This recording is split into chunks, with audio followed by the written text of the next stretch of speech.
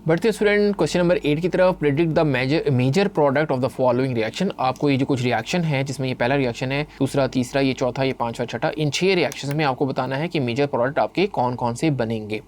तो स्टूडेंट पहला जो रिएक्शन है जिसमें टोलुइन आपको दिखाई दे रहा है और निकल और हाइड्रोजनेशन इसमें होगी। हाइड्रोजन क्योंकि आ रहा है तो हाइड्रोजनेशन होगी। 300 डिग्री सेल्सियस टेम्परेचर है। तो उसमें होगा क्या, बहुत सिंपल रिएक्शन होगा कि आपका जो पाई बॉन्ड है वो ब्रेक हो जाएंगे, ये साइक्लोहेक्सेन बन जाएगा और ऊपर क्या आ जाएगा, यहाँ पे CH3 आ जाएगा। बस ये आपने काम करना है, क्योंकि हाइड्रोजन क्या काम करता है, हाइड्रोजनेशन शो करता है और पाई बॉन्ड आपके ब्रेक कर देता है। तो ये आपके पास मिथाइल साइक्लोहेक्सेन बन जाएगा। पढ़ते हैं बेंजीन सल्फोनिक एसिड आपको दिया गया है concentrated nitric acid concentrated sulphuric acid के साथ और 150 सेल्सियस टेम्परेचर है। तो स्टूडेंट हमने पढ़ा है 3 नाइट्रो बेंजीन सल्फोनिक एसिड बन जाना चाहिए।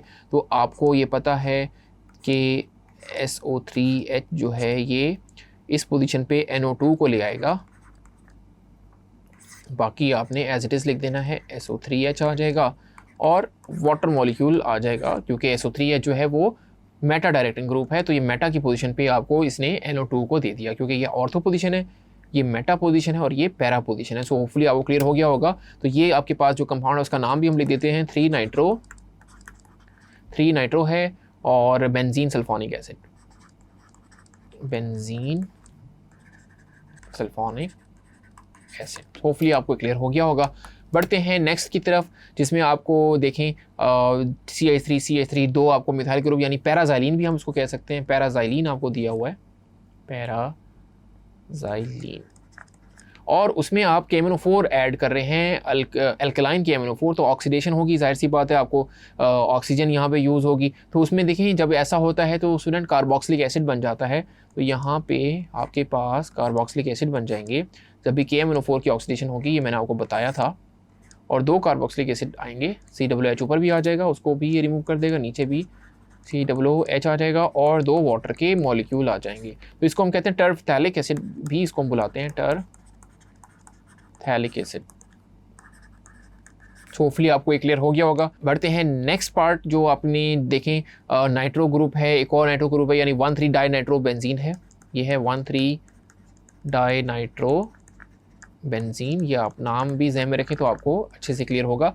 अब इसमें आप नाइट्रिक एसिड मिला रहे हैं, सल्फ्यूरिक एसिड मिला रहे हैं, तो जाहिर सी बात है आपके पास इसमें एक होगी 120 डिग्री सेल्सियस है। तो ये ऑर्थो और पैरा डायरेक्टिंग ग्रुप होते हैं। तो स्टूडेंट्स इसमें आप देखें कि एक NO2 लगा हुआ है और एक और NO2 लगा हुआ है। एक जो है वो आप देखें ये ऑर्थो, ये मेटा पोजीशन पे लगा हुआ है NO2। तो अब जब इसका प्रोडक्ट बनेगा तो उसमें कुछ ऐसे आपको ये प्रोडक्ट शो होगा। यहाँ पे वही बेंजीन रिंग आ जाएगा, NO2 यहाँ तो रहेगा, यहाँ भी रहेगा, लेकिन एक एक्स्ट्रा, क्योंकि हम नाइट्रिक एसिड ऐड करें तो ये नाइट्रेशन रिएक्शन है, तो इस पोजीशन पे आ जाएगा। ठीक है, और इस कंपाउंड का नाम स्टूडेंट हम लिख देते हैं 1,3,5 ट्राई नाइट्रो बेंजीन। तो ये इसका नाम हो जाएगा 1,3,5 ट्राई नाइट्रो बेंजीन। होपफुली आपको क्लियर हो गया होगा। बढ़ते हैं, बेंजीन है, उसमें CH3CHCl ये कंपाउंड आप ऐड कर रहे हैं। तो देखें इसमें क्या होगा कि एक इसका क्लोरीन, एक इसके हाइड्रोजन के साथ जस्ट मिल जाएगा और ये AlCl3 की मौजूदगी में हो रहा है। तो ये आइसोप्रोपाइल बेंजीन बन जाएगा, जिसका फार्मूला कुछ ऐसे हो जाएगा, आप देख सकते हैं।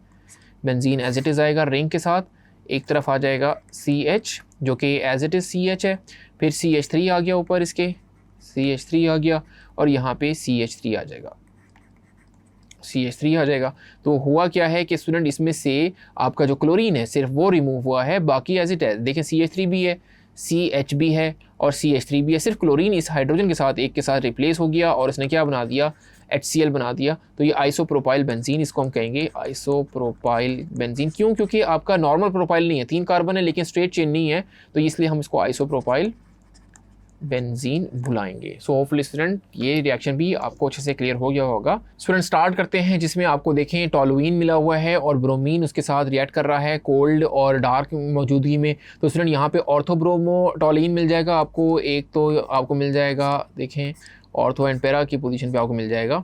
एक तो CH3 तो एज इट इज़ आएगा और ये double bond as it is रहेंगे और Br एक तो यहाँ पे लग जाएगा। ठीक है, तो इसका नाम होगा ऑर्थो ब्रोमो टोलुइन। ठीक है, एक तो ये ग्रुप लग जाएगा, फिर प्लस इसके साथ जो है वो पैरा ब्रोमोटोलुइन आ जाएगा, यहाँ पे आ जाएगा CH3 एज इट इज़। यहाँ पे अब देखें ये ऑर्थो है, ये मेटा है, और ये वाला आपकी पोजीशन पैरा है, PR। तो इसका नाम क्या हो जाएगा स्टूडेंट, इसको हम कहते हैं पैरा ब्रोमो टोलुइन, और प्लस यहाँ पे 2 मोल्स ऑफ HBr भी निकलेंगे। तो ये बात आपको क्लियर हो गई होगी कि किस तरीके से हमने ये रिएक्शन बनाया। H और Br मिलके HBr बना देंगे, एक तरफ ऑर्थो ब्रोमोटोलुइन और पैरा ब्रोमोटोलुइन बन जाएगा। होपफुली स्टूडेंट आपको ये रिएक्शन अच्छे से समझ आ गए होंगे। Thank you. क्वेश्चन नंबर 8 में इन बेंजीन डेरिवेटिव्स के नाम देने हैं, जिसमें सबसे पहले आ रहा है, देखें दोनों तरफ ब्रोमीन ग्रुप लगा हुआ है। तो अगर आप इसकी काउंटिंग कर लें तो ये लेट्स सपोज इसको आप मान लें फर्स्ट, इसको 2, इसको 3, ये 4, ये 5 और ये 6। तो इसका नाम अब आप दे सकते हैं कि 1 और 3 की पोजीशन पे आपका ब्रोमीन है तो 1 3 हो जाएगा, डाई ब्रोमो हो जाएगा, डाई ब्रोमो और बेंजीन हो जाएगा।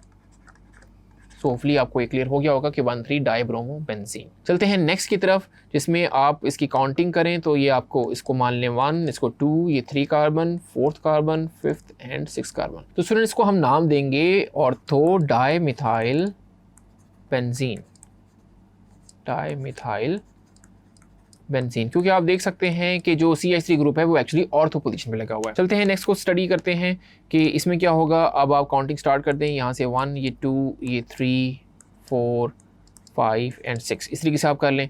अब इसको आपने नाम देना है तो देखें 1 2 3 हो जाएगा, 1 2 3 ट्राई मिथाइल आ जाएगा और बेंजीन आ जाएगा, ट्राई मिथाइल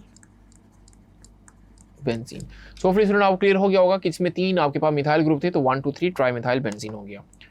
बढ़ते हैं नेक्स्ट पार्ट की तरफ, जिसमें आपको नाइट्रो ग्रुप को प्रेफरेंस देनी है और फिर ब्रोमीन की तरफ लेके जाना है।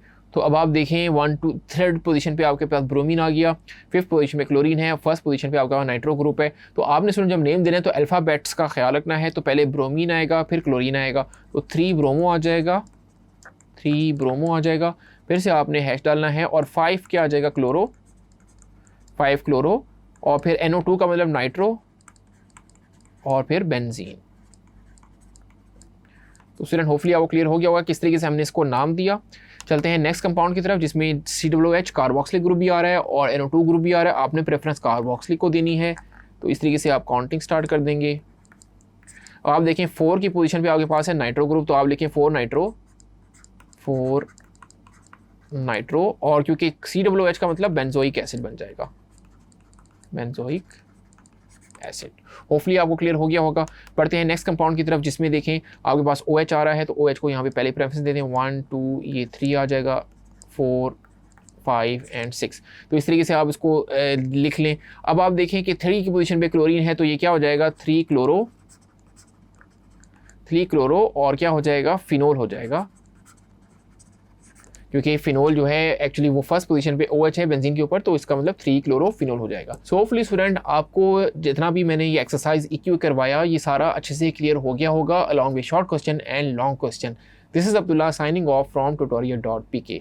Thank you.